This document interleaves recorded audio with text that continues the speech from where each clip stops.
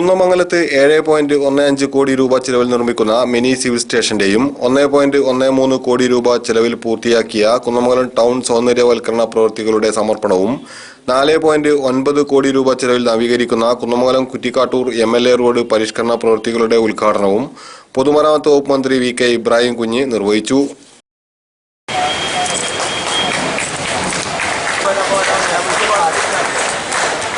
കുന്നമംഗലം ടൗണിൻ്റെ വികസനത്തിന് ഗവൺമെൻറ് ഒരു പദ്ധതി തയ്യാറാക്കുമെന്ന് ഉറപ്പ് നൽകാൻ ഞാൻ ഈ അവസരം ഉപയോഗിക്കുക.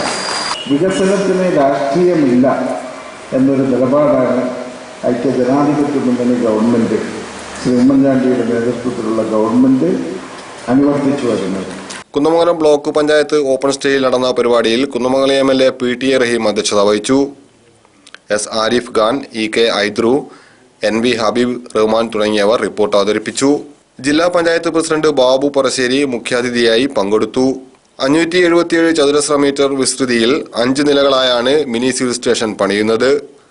കുന്നമംഗലം ബ്ലോക്ക് പഞ്ചായത്ത് വിട്ടു നൽകിയ 50 സെന്റോളം സ്ഥലത്താണ് നിർമ്മാണം.